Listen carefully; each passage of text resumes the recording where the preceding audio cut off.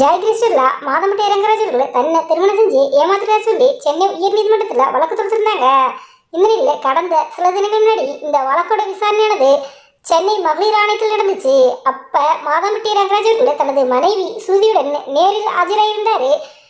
மாதம்பட்டி ரங்கராஜ் அவர் தரப்பு நாயகங்களை எடுத்து சொல்லியிருந்தாரு. ஜெயகிருஷ்ணா அவங்க தரப்பு நாயகங்களையும் எடுத்து வச்சிருந்தாங்க. இதனையடுத்து இந்த வழக்கோட விசாரணையை இந்த மாதம் 29ஆம் தேதி ஒத்தி வச்சிருக்காங்க.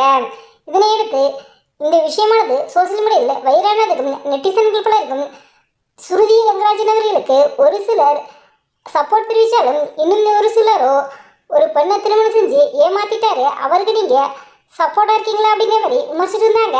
இதனில் இதற்கு ரிப்ளை பண்ணும் விதமாக ஸ்ருதி பிரியா அவங்க தன்னுடைய இன்ஸ்டாகிராம் பக்கத்தில் ஒரு போஸ்ட் போட்டிருக்காங்க. அந்த போஸ்ட்ல அவங்க என்ன சொல்லியிருக்காங்கன்னா, எனக்கு கருணையெல்லாம் இருக்கும், நான் எப்பவுமே நன்றியோடு இருப்பேன். நானும் எனது குழந்தைகளும் என்னென்ன பிரச்சனைகளாம் சந்திச்சோம் அப்படிங்கிறது தெரியாம பலரும் விமர்சிச்சு வரீங்க. நான் எல்லாத்துக்கும் மரியாதையை பதிலளிக்க கத்துக்கிட்டேன். யாரையும் குறை சொல்ல மாட்டேன். என்னுடைய மெச்சூரிட்டி, நான் யாரையும் தப்பா ஜட்ஜ் பண்ண மாட்டேன் அப்படின்னு அந்த பதில் சொல்லியிருக்காங்க. கூடவே ஒவ்வொரு குடும்பத்திற்கும் உள்ளிருந்தும் வெளியிருந்தும் பல பிரச்சனைகள் வந்துக்கிட்டு தான் இருக்குது. நான் அதையெல்லாம் ஒற்றுமையோடு பலத்தோடு சமாளிப்பேன்.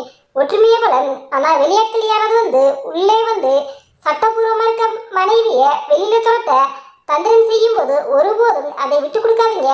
வலிமை மற்றும் கண்ணியத்தோடு நான் எல்லா சட்டப்பூர்வமான மனைவிகளுக்கும் சப்போர்ட்டா இருப்பேன் அப்படின்னு ஸ்ருதி அவர்கள் அந்த போஸ்ட்ல சொல்லியிருக்காங்க. இதன் மூலமாக ஸ்ருதி பிரியா மாதம்பட்டி ரங்கராஜன் நல்ல ரிலேஷன்ஷிப்ல தான் இருக்காங்க அப்படிங்கிறது தெரியுதுங்க. ஸ்ருதி பிரியா மாதம்பட்டி ரங்கராஜ் அவர்களை எதிர்கொண்டுகிட்டு இருக்க இந்த ஜெயகிருஷ்ணனுடைய பிரச்சனைக்கு கடைசி வரையும் ஸ்ருதி பிரியா நான் மாதம்பட்டி ரங்கராஜுக்கு சப்போர்ட்டா இருப்பேன் அப்படிங்கிறத தெளிவாக சொல்லியிருக்காங்க.